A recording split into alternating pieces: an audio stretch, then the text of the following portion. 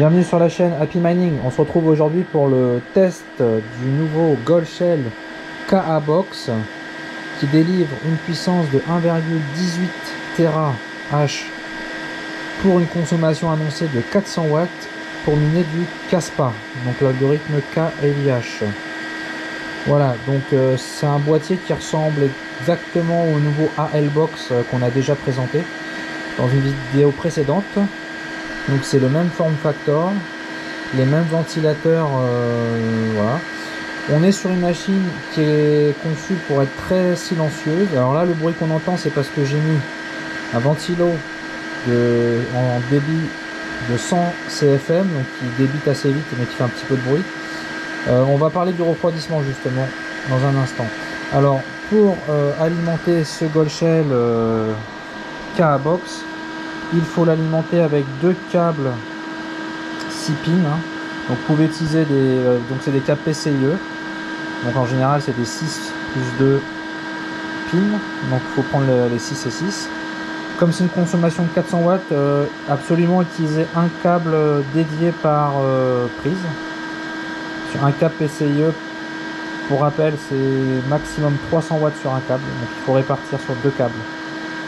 Un pour Ethernet RJ45, il y a une antenne Wi-Fi qui peut se brancher dessus et on peut brancher du Wi-Fi dessus. Voilà, tout simplement. Oh, j'ai un câble qui se barre. Voilà, on a des diodes Power System, une diode d'IP report, et puis de l'autre côté on a un bouton de reset. Voilà. Du coup, en termes d'alimentation, donc ça a besoin d'une alimentation externe. Vous pouvez utiliser soit une ATX comme j'utilise actuellement. Et donc, je voulais vous montrer. Donc, pour que l'alimentation ATX puisse se lancer toute seule, il faut mettre cet adaptateur là. C'est un ponteur qui permet de ponter l'alimentation sur elle-même. Après, il y en a qui utilisent des trombones directement. Voilà, petit ponteur, comme ça l'alimentation elle démarre toute seule et puis vous branchez les deux câbles PCIe. Voilà, soit de la TX, sinon vous pouvez mettre alim serveur, enfin voilà, tout type d'alimentation. J'en ai profité du coup pour brancher en plus un ventilateur en extraction. Donc les ventilateurs d'origine, les deux petits s'ouvrent à l'intérieur et là j'en ai mis un de 12 cm. Bon, je l'ai surélevé là. Bon là c'est juste pour vous montrer, hein. C'est pour pas que la machine chauffe trop. On va parler des températures dans un instant, parce que d'origine ça chauffe beaucoup trop. Et alors je pense qu'ils voulaient que ça reste très silencieux, mais le problème c'est qu'ils en ont fait une machine qui chauffe trop. Voilà, en termes de consommation ils annoncent 400 watts, et là je vais vous montrer, on est sur du 394 watts, donc c'est respecté. C'est tout à fait respecté. Voilà, donc c'est le Goldshell KA-Box pour miner du Kaspa, le nouveau. Donc maintenant, je vais vous montrer comment on le configure et parler du refroidissement. Donc moi, je vous conseille quand même fortement de mettre un ventilateur en extraction ou alors d'enlever les deux ventilateurs d'origine et d'en mettre des plus puissants. Il y a des systèmes aussi que vous pouvez vous faire, imprimant 3D, où vous pouvez plugger ça à la place des... enfin, vous enlevez les ventilateurs d'origine, vous pluguez ça, et vous fixez deux ventilateurs 12 cm dessus, pour souffler à la place des ventilateurs d'origine. Bon, déjà rien que ça, en extraction, ça marche plutôt bien. Sur mon AL-Box, j'avais mis un ventilo un peu plus gros, un 14 cm, qui avait un débit d'air de 70 il me semble, et qui est beaucoup plus silencieux. Là c'est un plus petit mais il fait plus de bruit. Voilà, allez on passe à la configuration. On se retrouve pour la suite du test du Goldshell KA-Box. Donc ça c'est l'interface pour configurer le Goldshell. Donc comme d'habitude, faut que vous connectiez avec un autre ordinateur à côté ou un téléphone sur la même box internet sur lequel est branché votre KA-Box. Voilà, et puis il faut rentrer l'adresse IP de la machine, donc ça sera une adresse en 192.168.1 et après il faut trouver le bon. Vous pouvez aller soit sur l'interface de votre box internet pour trouver les appareils connectés, ou alors vous utilisez un logiciel comme IP Scanner pour scanner les machines connectées à votre réseau local et vous retrouverez l'IP. Ensuite vous tapez l'IP, vous accédez à l'interface du Gold Shell, vous le passez en haut à droite en anglais, au début c'est en chinois. Vous pouvez locker, unlocker pour mettre à jour, pour pouvoir mettre à jour le mineur. Donc par défaut c'est admin et 1, 2, 3, 4, 5, 6, 7, 8, 9, hein, c'est indiqué. Unlock. Là comme ça vous avez la main pour faire des modifications. Voilà, donc la première fois il faudra aller dans la partie mineur pour configurer la pool de minage. Donc moi j'utilise la pool qui est préconisée par Gold Shell. Donc il préconise DXpool et F2Pool. Donc vous cliquez, vous prenez l'une ou l'autre et puis après vous rajoutez votre adresse CASPA. Il n'y a pas besoin de mettre le CASPA 2 points, vous mettez directement la suite de l'adresse. Vous validez et si ça reste grisé, c'est qu'il y a un problème, de connexion. Moi ce que j'ai dû faire, alors je vous l'explique, c'est que dans la partie système, bon vous pouvez configurer le Wi-Fi au passage, changer le mot de passe, etc., changer le firmware. Vous pouvez redémarrer la machine et faire un reset factory. Alors moi j'ai dû faire un reset factory parce que il n'arrivait pas à se connecter sur la pool. Ça m'était déjà arrivé sur le ALBox, une histoire un peu comme ça où il faut faire un reset au début. Donc je vous le dis hein, si vous avez des soucis. Alors j'ai fait un reset. Par contre, contrairement au ALBox, avec ce KAbox, à la suite du reset, la machine, la diode système était rouge et la machine ne répondait pas. Ce que j'ai fait, c'est que j'ai éteint la machine et en la rallumant, j'ai appuyé sur le bouton Reset Factory, mais sur la machine. Je suis resté appuyé le temps que les diodes se mettent à clignoter bleu et rouge. J'ai relâché et après là, c'était bon.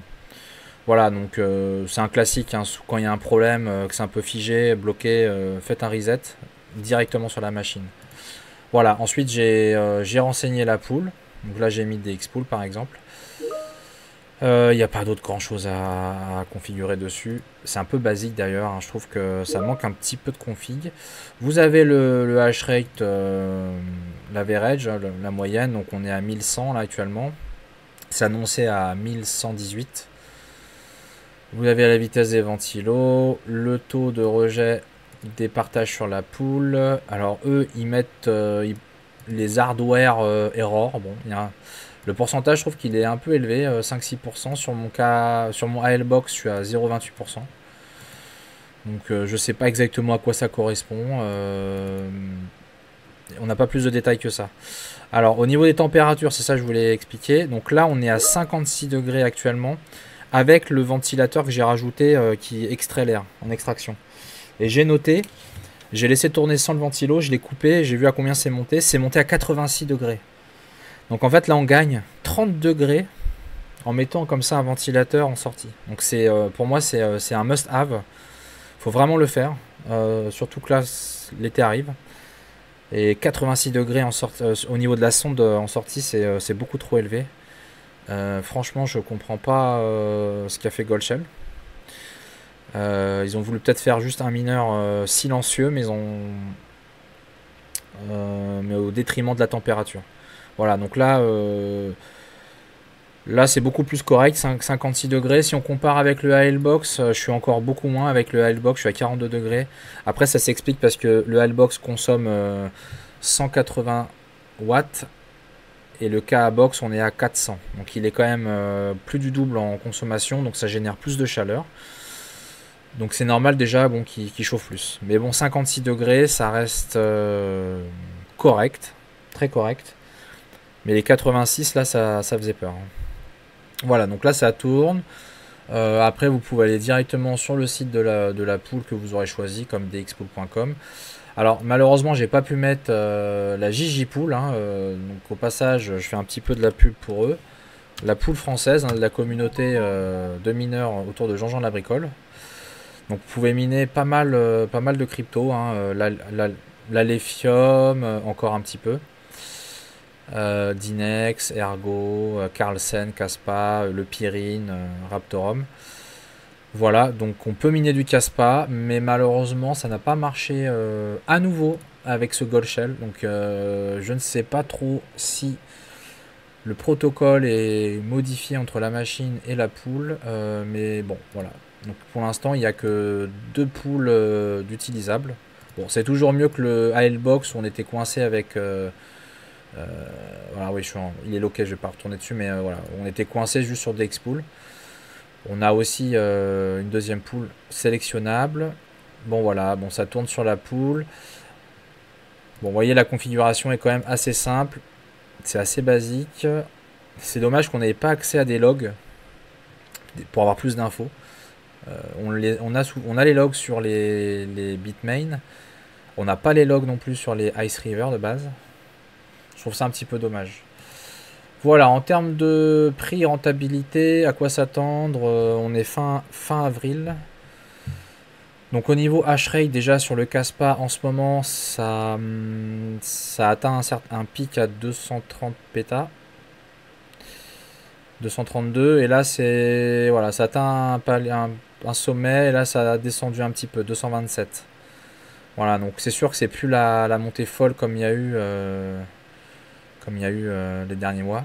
Donc là ça stabilise un peu plus. Alors ça s'explique sans doute par la rentabilité hein, qui a baissé, qui s'explique en partie aussi par le cours du Kaspa. On est à 11 centimes de dollars.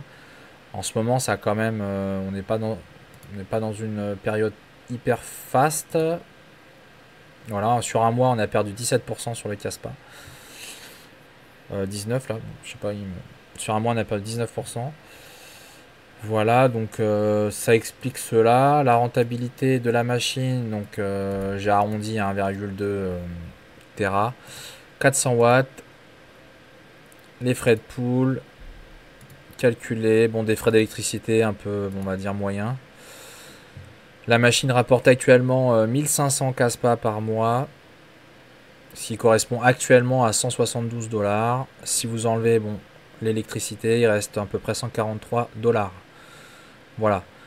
La machine en France, sur notre boutique, on peut la trouver à 2700 € TTC, avec voilà, les frais de port sont quasiment minimes là-dessus. 2700 € TTC sur une boutique, on va dire, classique européenne. Voilà, donc on est sur un ROI, j'avais calculé tout à l'heure, en environ de 18 mois. Donc après, voilà, ça peut évoluer, hein, ça va vraiment dépendre beaucoup du cours du Kaspa, hein, qui, bon, en ce moment a pas mal baissé, mais bon, il y a un gros potentiel hein, sur le Kaspa. Il est encore capitalisé dans le top 42. Il était arrivé dans les 25-26 à un moment. Voilà, bon, faut voir. Hein, c'est toujours un projet avec du potentiel.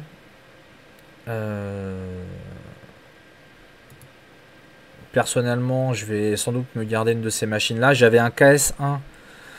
J'avais un KS1 de chez Ice River depuis 3 mois. Et comme il consomme 600 watts pour 1 Tera, là on a quasi 1 Tera 2.